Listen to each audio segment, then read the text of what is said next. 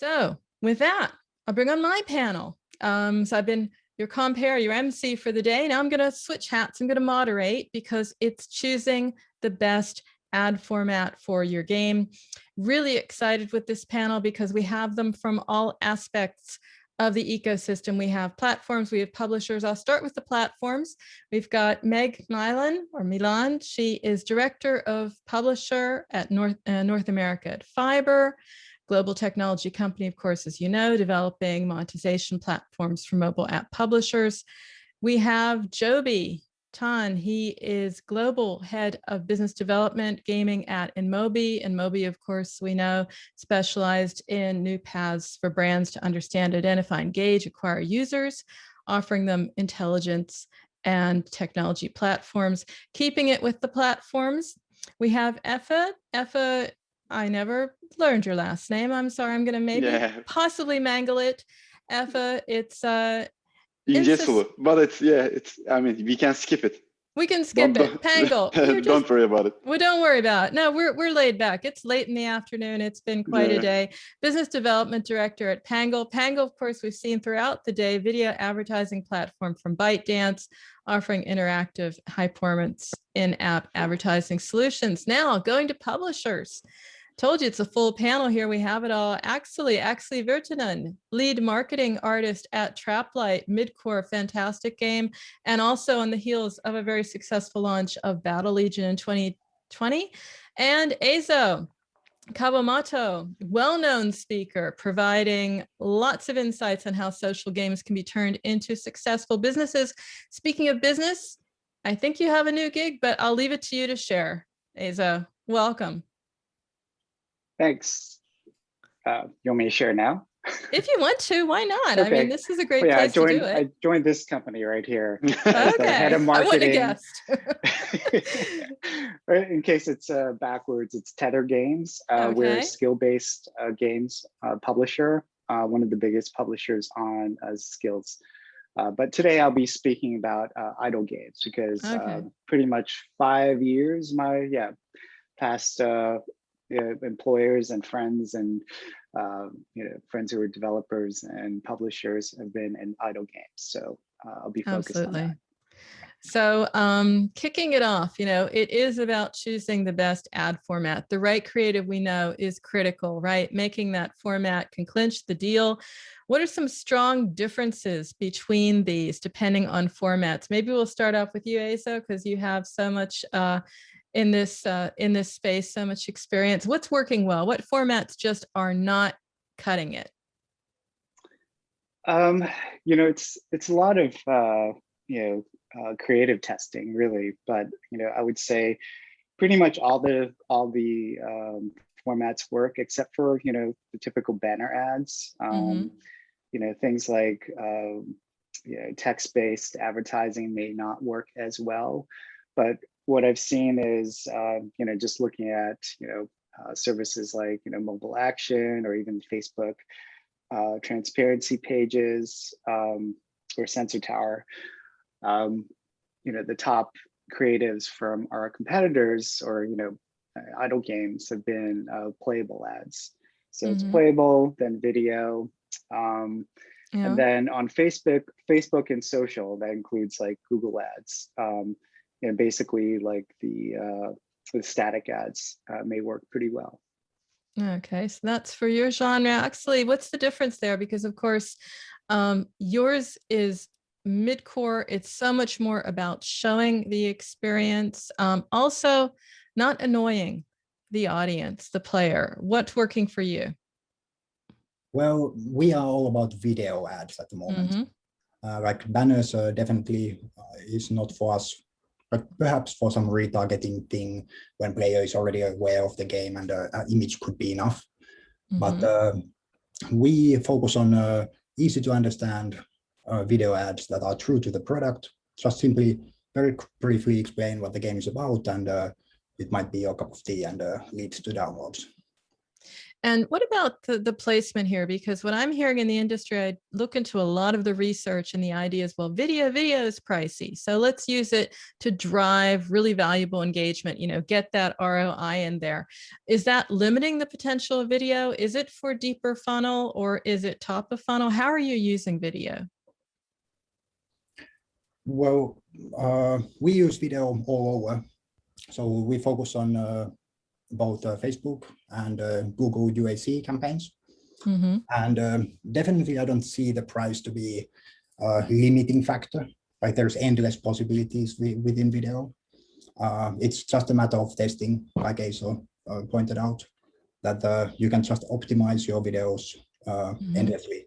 And of course, there are new trends, new things to tap into. So yeah, the price is just a matter of tuning it down. Mm-hmm. So throughout the day, throughout the sessions, I've been here all day long, I hear it, it's video, it's playable.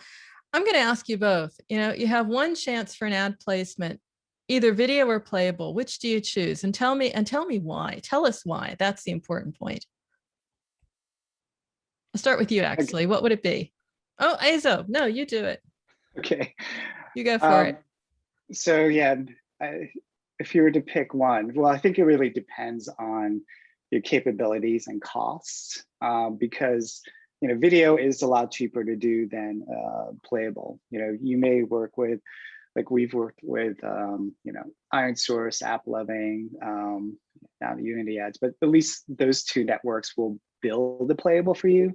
But it may take like, I don't know, 4 to 6 weeks, so it'll take forever. You can also go out and, work with some vendors that can probably do it for, relatively inexpensive. I think, there are new tools out there like Luna Labs, for instance, but it really depends on your budget. So, video is like easy. In the past, I think we've done some like high quality videos where, it tells a narrative and stories, but like, it might work for like a month or two, whereas a playable may work forever.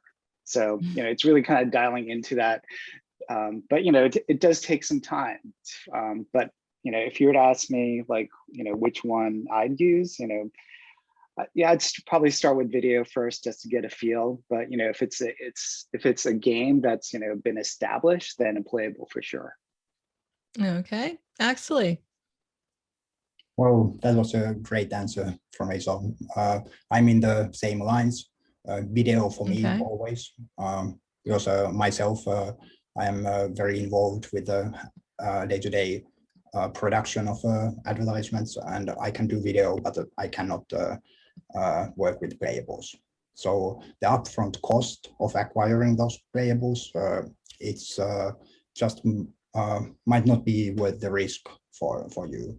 So video is it's much cheaper, much quicker to turn around, and much quicker to iterate on.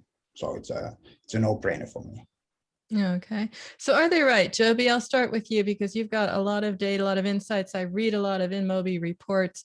Are they right on that placement? Or are you seeing that in your platform, in your data? Is it the higher performers?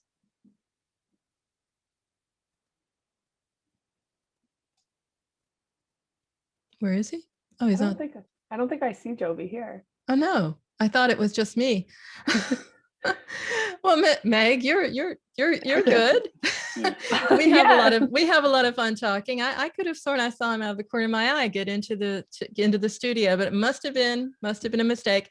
I'll pick up with you, Meg. I'm also reading your reports, so I'm not playing favorites here. Are they right?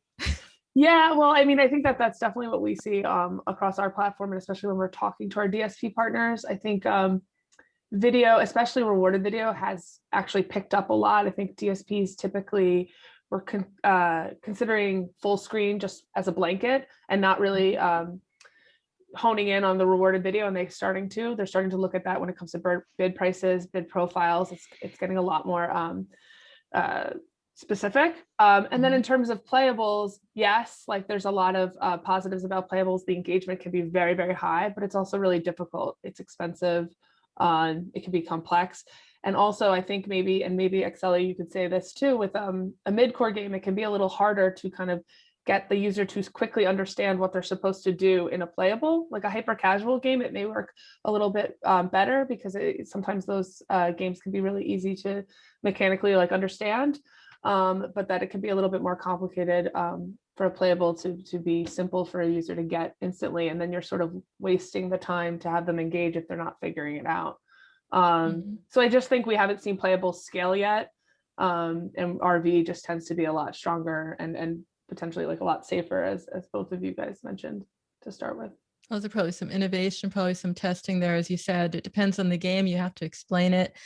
Efe, over at Pangle, what are you seeing? I mean, obviously video is big, but there are some choices to make, some best practices to consider. What would you say, how to make this a very high performing format? So like as a summary, playable ads works quite well for simple mechanics, as it is said. So if you're a hyper casual developer, I mean, it's no brainer. So it's much more engaging.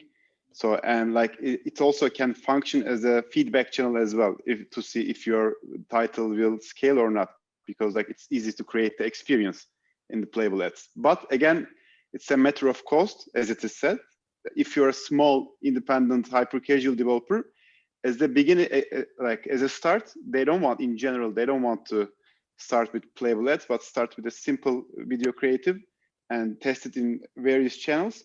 And then as they get bigger, like as they have more resources, like we see that like they invest more in playable ads.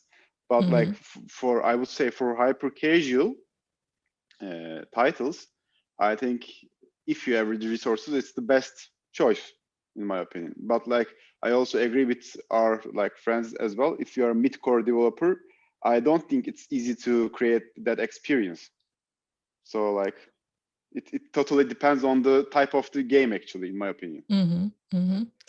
Well, a lot of things are going to be changing. How might this change? Just staying with mid-core, how do you see this might change? How might this change perhaps also in a post-IDFA world for you, Akseli? Well, to be honest, I don't think I'm the right person to answer any IDFA possible changes. And yeah, we just simply don't know enough of the future. Well, I'm thinking maybe more about the way you're approaching this. For example, the events you're going to be optimizing to, what you're going to be, events you're going to be sending. So it's about, you know, in many ways, restructuring the gameplay to get that immediate engagement as well. Yeah, that's very true.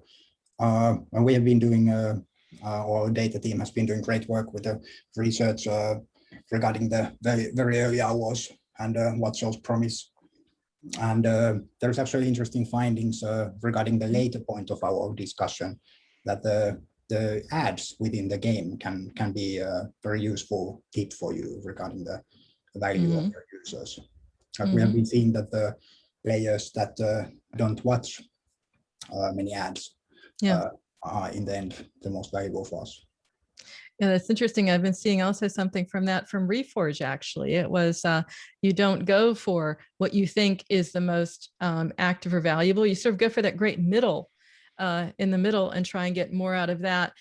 Eiso, we're talking about change. Okay, we won't maybe talk about placement in a post-IDFA world. It's too early, but how do you see it changing overall in placement and also optimizing those events to ensure that you're optimizing your monetization?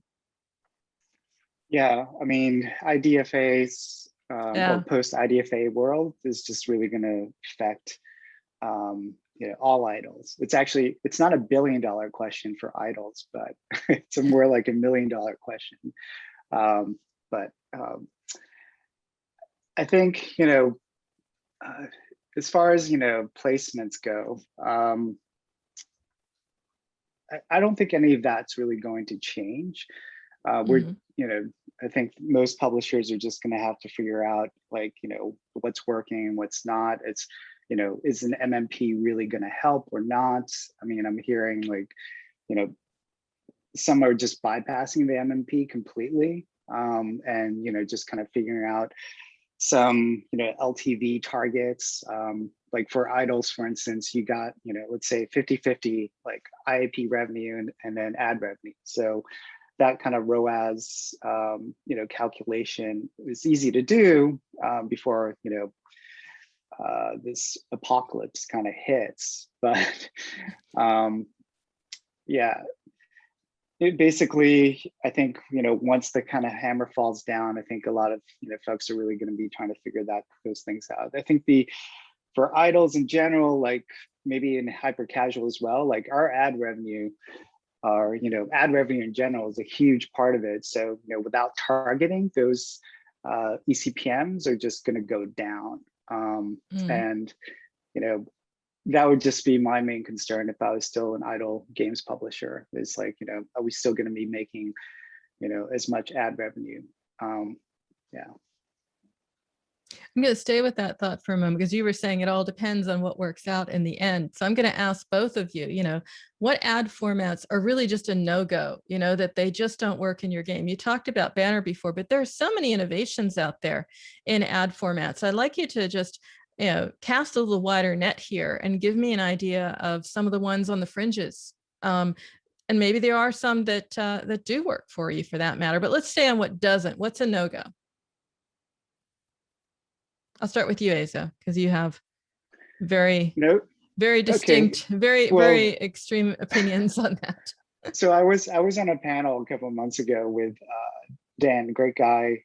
He does audio ads, but audio ads, I don't, I think it kind of depends on, the form, like what the user is doing. But, typically I've heard that, maybe 70% of users just, don't listen to music or, have the sound off.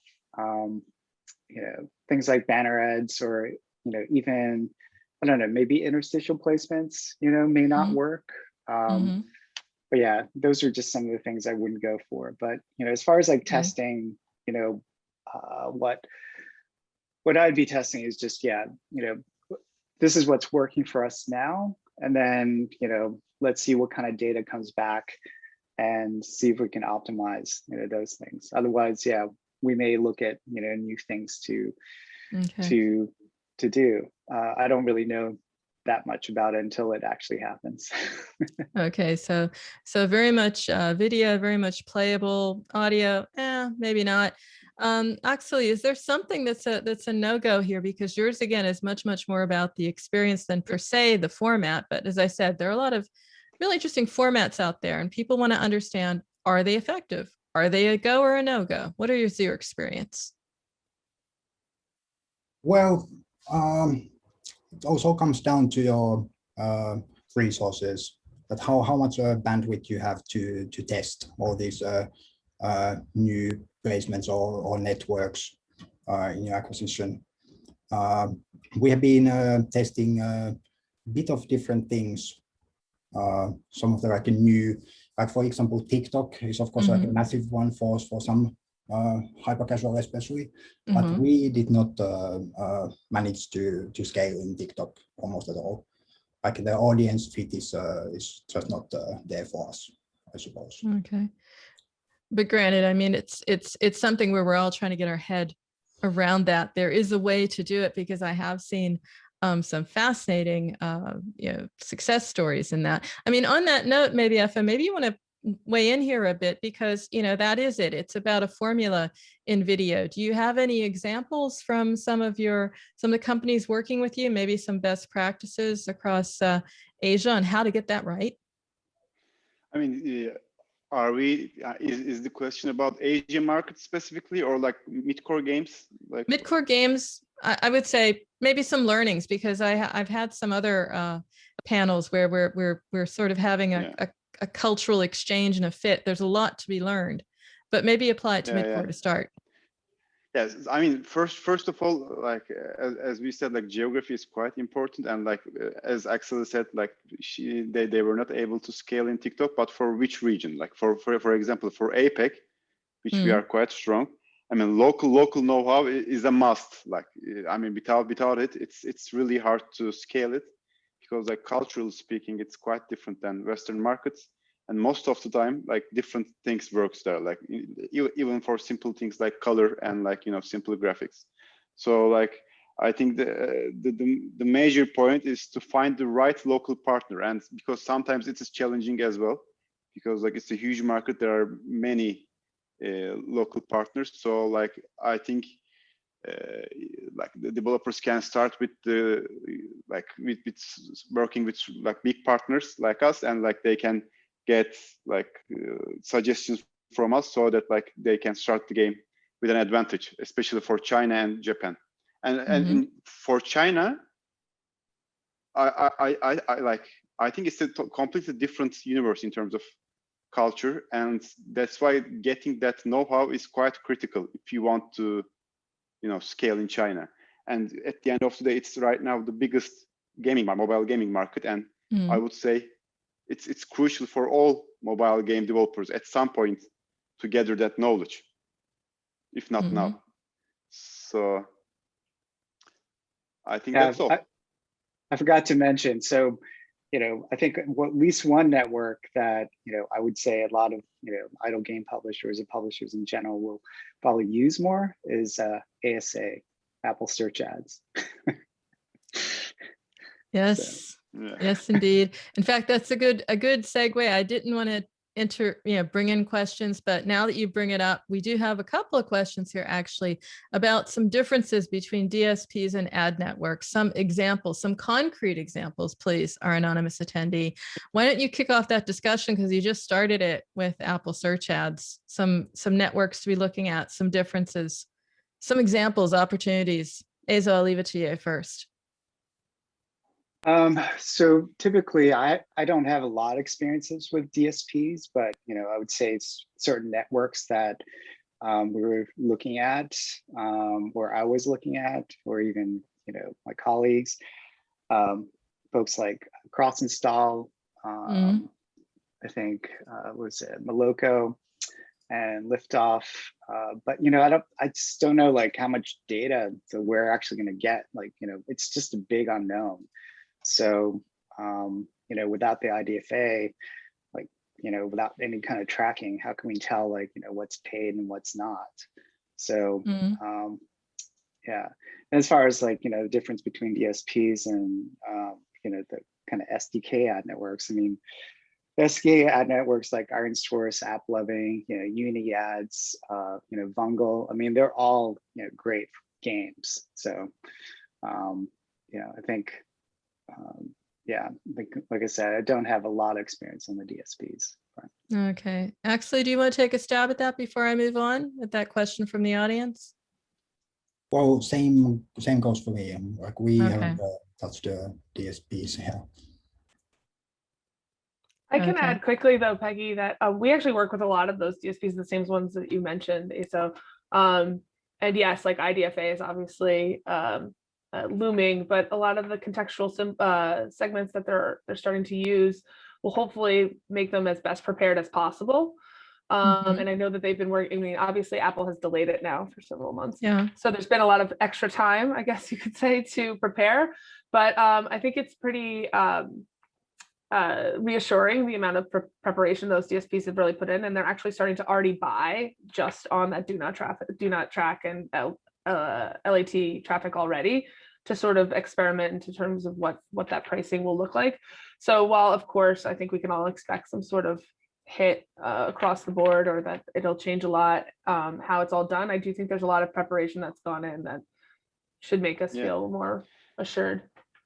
I think like the question is like how much contextual targeting will work. I think it's the main question at the end of the day, because like when there will be no IDFA, the only remaining like approach is contextual targeting, and like most of the technology companies are investing in it, and like it is to be seen, to be honest. And like we might see a like significant drop, and then it might like slowly improve from then on. But there are different scenarios to be talked about. Like, and like we will wait until it happens. Like everyone is speculating right now. But as a summary, contextual targeting is the answer. Like, will it work or not? Yeah, those are some open questions. So now we've been focusing so far on the genre and the format fit, choosing the best ad format for your game. What is it like the fit with your genre?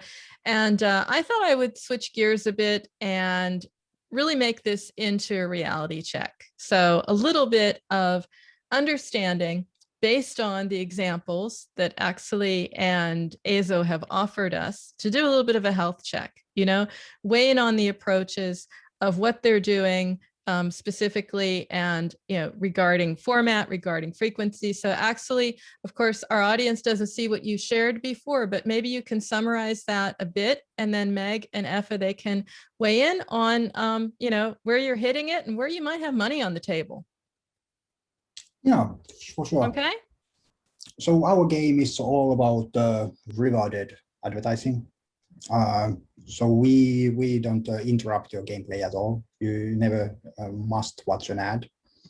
And we do that through 3 different kinds of placements. We have a classic camp wagon where you get daily some free gems and whatnot. And then we have a timer skips for events and a specific gameplay mechanic related thing that when you roll into the battle, sometimes you are offered a offer or an ad placement. But you can always opt out. And our total theoretical frequency is about 16 ads per day when events are running. But more realistically, it's about 9. Okay, 9. All right. And that does require also several sessions when we have the cooldown timers on the camp wagon. Okay, so that's your combination. That's your frequency. Meg, what do you make of it? Is he on the money? Yeah, well, I mean, I think obviously with a game like Battle Legion, for instance, there's a lot of segmentation. You guys are probably already doing those events, probably align with where people are in the game or how long they've had the game. So that would always be one of my first pieces of advice, is to make sure you're looking at your users differently than just as sort of one blanket. But another piece there, especially when you're thinking about users and having it the ads not interrupt their gameplay, is an offer wall format, because it's another opt-in. When you look at ads and IAP, there's always the users that will just never ever buy IAP, but they maybe really want to stay engaged in the game.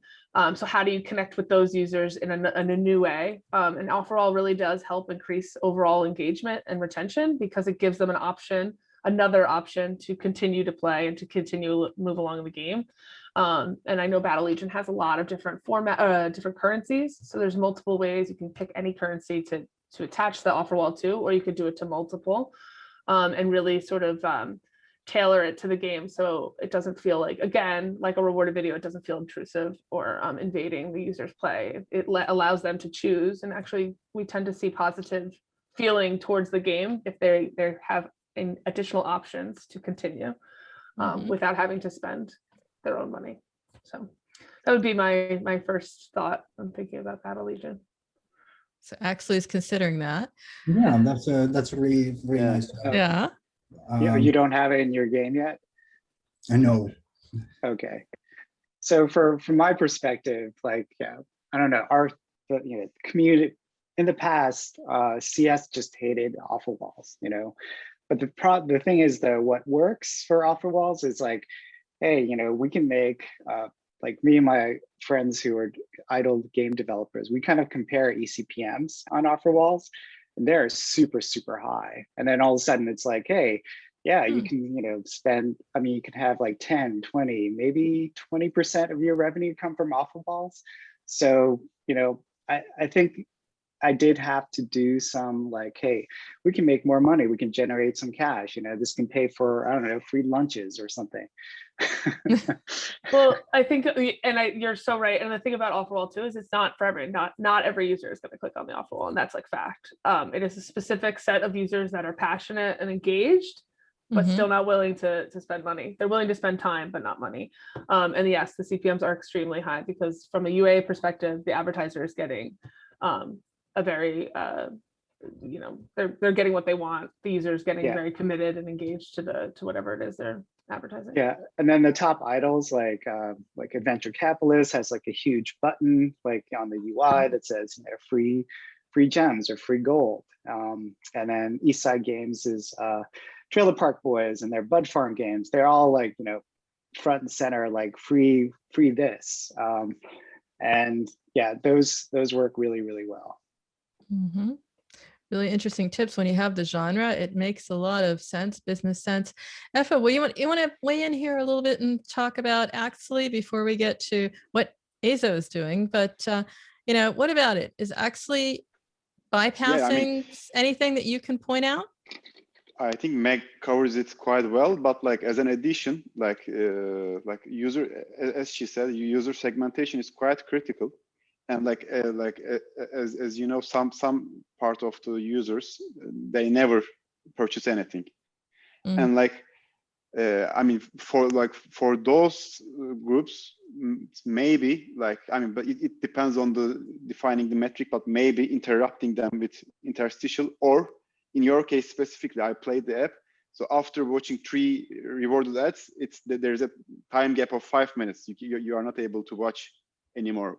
Maybe you can make it unlimited for some segment, or so they can watch more videos, because if a user like does not buy anything for a certain period of time, it's quite unlikely for them to start buying, like for after months. So like applying a bit more aggressive strategies for those segments, I think might bring additional revenue for you guys. And also as an addition, for example, if you one day decide to scale in China, right now there's a new regulation, and it requires licensing for apps with in-app purchases, which is quite which is not easy to get it.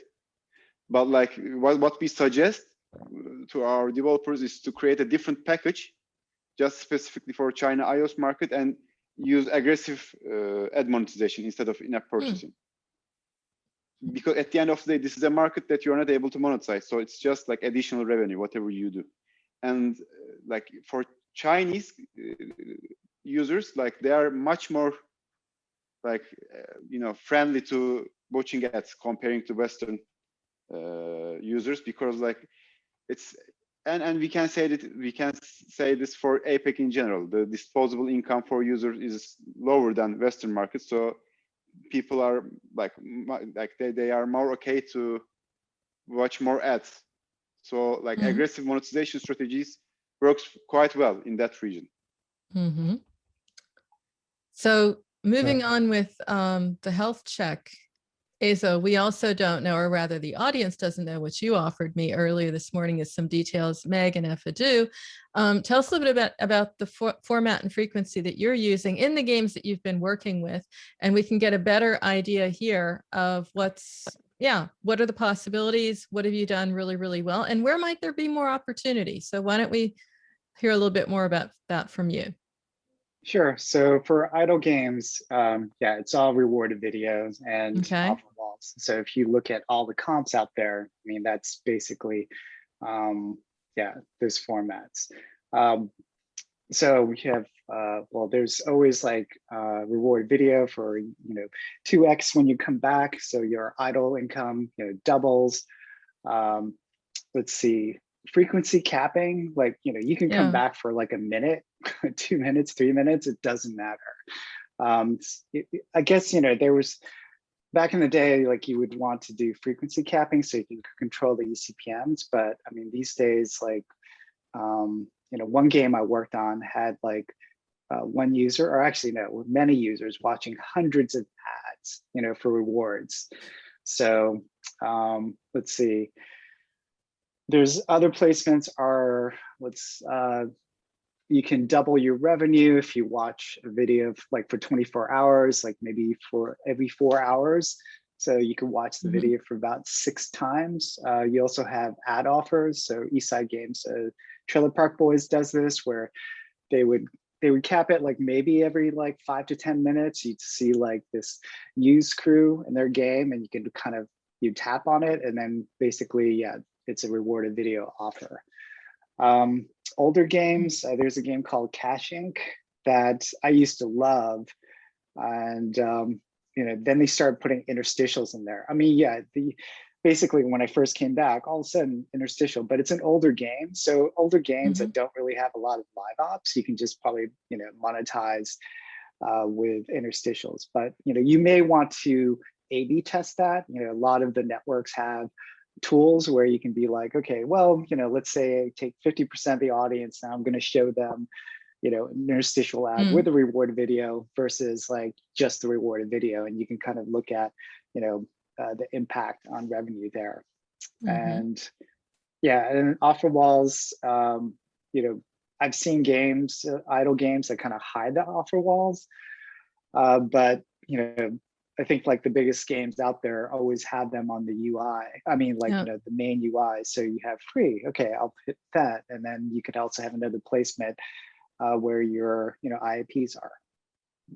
Absolutely. And we know Beg is big on offer walls. So, you know, what about it? He must be, he's partially on the money. Very interesting point, incidentally, about older games with interstitials, because that makes sense as well, because maybe then the offer wall isn't so relevant. It's an established audience. They might not expect or respond to offer walls as much. Meg, again, health check. Yeah, I mean, thumbs I up, think thumbs down. Thumbs up. Thumbs up. But I would say that I think, you know, you touched on one of the main pieces, which is, again, that user segmentation. Just being able to test different audience segments is just the most important thing, like to make sure you're looking more sophisticated and a sophisticated look rather than just blanketing like, oh, we only show rewarded videos 4 times a day, is just not maximizing what you have in front of you, because your users that have been in the game for 20 days could feel a lot differently. They maybe are willing to watch much more videos. They're really highly engaged in the app, but they're still never going to spend in-app purchases. Again, offer wall, obviously. Something that I think that's, you know, can be missed, and I think of this from a user perspective, is something that would create churn for me is seeing the same ad over and over and over and over again. So I think diversity of demand is actually really important. I know on RV, it's hard to get the brands on RV. We at Fyber, this is, you know, always something that we're trying to really push, is to get the brands to be more participatory in the format. But I think it's really important to have the diversity, because as a user, it can really give you a sour taste to watch the exact same ad over and over, especially if you're engaged in the RV format. It can become very off-putting. And so I think making sure you have a healthy mix mix of networks can contribute to like helping that. That's an interesting point. I'll just bring up a Q&A here, because someone is, you know, we've got quite a few now. We've got people thinking differently, I think, about offer walls and also overall about some formats for their games. So someone here wants to understand, and this is to your point, maybe about a little bit of, you know, ad fatigue and boredom. Is it advisable to have offer walls from multiple networks, say Tapjoy, ironSource, Fyber, and how many, and do we need to combine it all, like mediation? So I guess mixing it up, but also making that money, that monetization at the end. I'll give it over to you, Meg. So I wouldn't say it's advisable to have the two. I think it's doable to have multiple, but you would do that across different currencies. The good thing about offer wall, I mean, especially at Fyber, but I know this is true of the others, is that you can use the Fyber offer wall across different currencies. So there's no reason to really have a different provider. You can have, you know, the shards be one and then the coins be another, and you can actually completely customize what the look and feel of those are, and then you can actually customize the types of offers that you'll see. So based on where they are in levels, you can, again, segmentation of those users. So it's you know, I think there's a lot of diversity. It can be offered by a single user, but it's not like mediation where you, or you know, other formats where you want to have a multiple of them. You can, but often if you're doing that, I would have them compete versus each other and go with one. Yeah, how do you avoid that competition between them, Eiso? Are you for more than one, multiple networks? You mean for a mediation or for offer walls, or for the offer anything? wall? Oh, for the offer wall. Yeah, I mean, you know, I think with offer walls, yeah, like I haven't tested like all the different networks, and I think in the past I've spoken to Fyber as well, and I think, you know, other publishers try to test, A/B tests, like offer walls, to see like, which network will make them the most money. Also comes down to like, things like customer service. I think all the networks, have their own CS team, so it doesn't really go to the the CS team of the game developer. But yeah, it really depends on what you're comfortable with. Like, I know a lot of developers that are on Iron Source, and they default to the Iron Source offer wall, and I'm sure like Fyber, developers using Fyber's solution, or even Tapjoy, typically use whatever is available. But I guess once you get smart about it, you can start A/B testing them. Okay. Taking one more here before I get on with the other questions I had about some other formats, but I want to do it in order. And we still have quite a few video questions. Actually, I think people want to understand placements. They want to understand the best practices in placement. You talked about a few, but are there others that you can offer? Well, how to optimize your videos to placements is pretty simple. We make always 4 versions of each concept, all the way from your like YouTube landscape to Instagram stories vertical. And we have kind of come up with a system how to do that effectively with our gameplay footage. So even though the game is landscape, it can be a bit difficult to fit it to vertical, but it's of course doable. And then we just usually, when we test creatives, we use Facebook. We have automated placements on, so the system will just go crazy with all the 4 versions, and we see what works where. Yeah, it's can be very efficient. Okay. Efe, I know you're not a publisher, but you have a lot of insights into what is working in video. Can you give some advice on not just the placement, but maybe a little bit more of the approach, because it is so vast and everyone is experimenting. So some guidance there is always helpful. So like in terms of creative usage, I'm not really an expert, as you said. Like I'm working on the supply side, so like yeah. I don't think I'll be able to add anything on top of what Akseli just shared. But like as a summary, like in terms of the optimum number of ad placement to be used, I think the process is quite similar to optimizing waterfall. Like it looks easy, but there's too much work to be done. There are many different factors, so there's too much data to be followed on and analyzed. So at the end of the day, it's a question of resource again, because like there needs to be a team, and like there must be too many A/B tests to be done in order to optimize the real optimum. I mean, in order to have the best outcome, because like it has to be optimized according to user segments, it has to be optimized according to geography. But like if your like app's lifetime is around few weeks or month, then is it worth it? So again, it's also a question of the type of the title you have. If it's a long value, I mean, if the lifetime is like a few years, or like at least like more than a few months, then I think like it's worth it. But like for hyper casual games, I don't think like optimizing it to the full extent is it brings the best like outcome in terms of revenue. No, because it's a much shorter cycle, and you want to get literally more bang for the buck. So it looks to me, Akseli and Eiso, as if you've got a full thumbs up here on your health check. You're doing everything absolutely right, which is great. I'd like to move to some of the formats that are a little on the fringe, but people are excited about, and just get a feel for, are these ones that you can consider or would consider? Are these ones where you see some potential to monetize your games? Brand advertising is a big one. Akseli, Eiso, do you want to jump in there and give your take on brand advertising opportunities? Well, I guess when you're talking about brand advertising, you're talking about like, I guess, like the big consumer brands. typically, yeah, with rewarded videos, like even all the networks that we use, including like Facebook or even Google Ads, we only really see brand advertising like around Christmas, Q4 that time.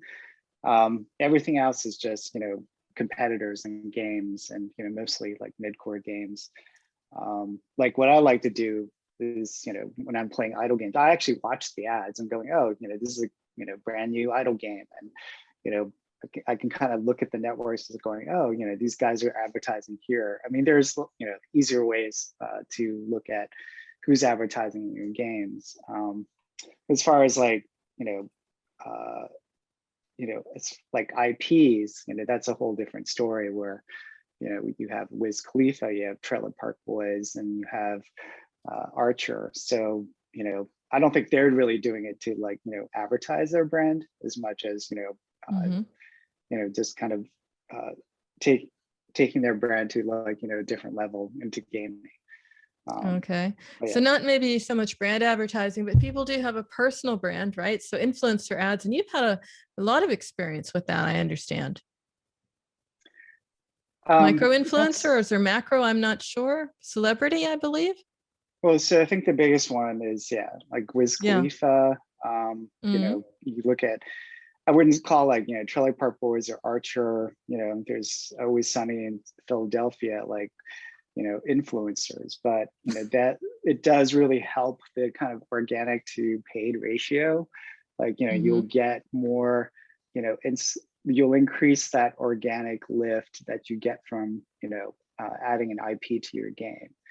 So I think for just those type of IPs in general that works with whatever game that you're developing, then I think it's just like kind of a win-win situation. As far as like specific idle, like influencer ads where you may have like a YouTuber talk about your game. I mean, I've done that with midcore, and it just doesn't seem authentic, and so it can be kind of hit or miss. Yeah, it was going to be hit or miss. So yeah, go ahead. What's your experience, Akseli? I mean, is it that? Is it, or is there a way to make it seem real? Well, we have done the kind of two different types of influencer stuff.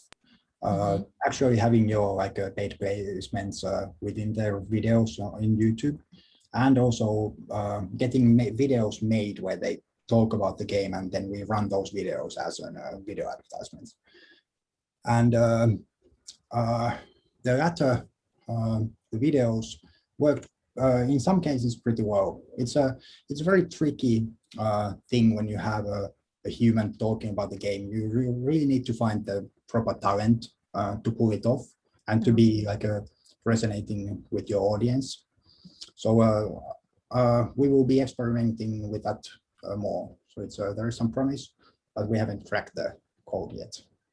Okay, just want to stop, wrap it up with a sort of a rapid fire. It's always about, where's the innovation? Where are the innovative ad formats? Where's the growth? Where's the opportunity? Even the risk for that matter. Okay, not everyone here is a publisher, but you do have an overview and you do have some insights to share. I'll kick it off with you, Meg. What are you excited about looking into 2021 for opportunities, the best ad formats, or maybe the innovations on existing ones? Yeah, I mean, I think Playables has a lot of growth opportunity. I still think there's a lot of mastering that needs to happen there.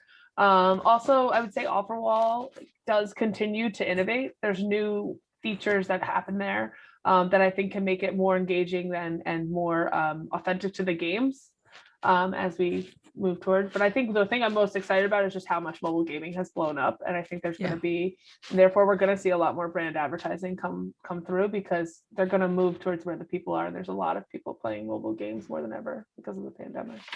Absolutely. You're seeing articles on Ad Exchanger, right, about how brands can get involved in games. You can feel it coming. You can see it coming. I'll continue. Akseli, we'll go across the screen here. I'm looking at you. What is it that you're excited about looking ahead?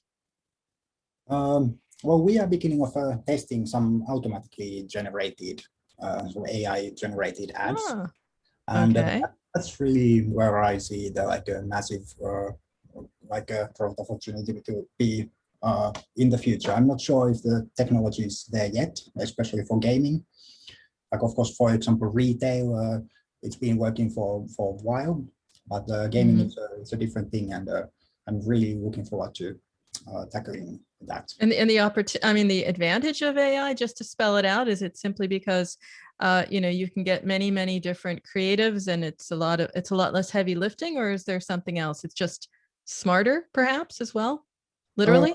Yeah, the sheer volume, of course, that you can output can be unbelievable.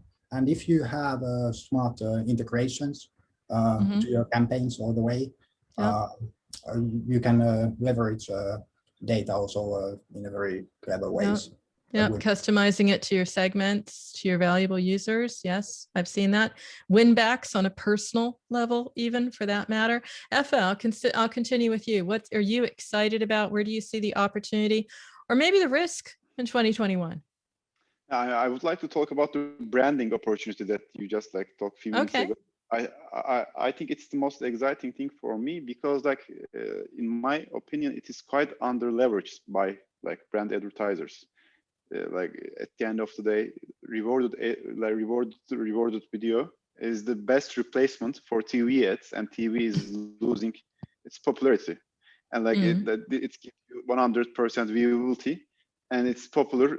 All of the youngsters are playing games. So I think sooner or later we will see that budgets are coming to rewarded ads, and it will make it even more valuable for mobile game developers. I'm not sure if it's going to happen this year, but for the coming years, I think it's the most exciting thing for me, seeing serious brand budgets in rewarded video, and it's becoming popular among account managers on the agency side.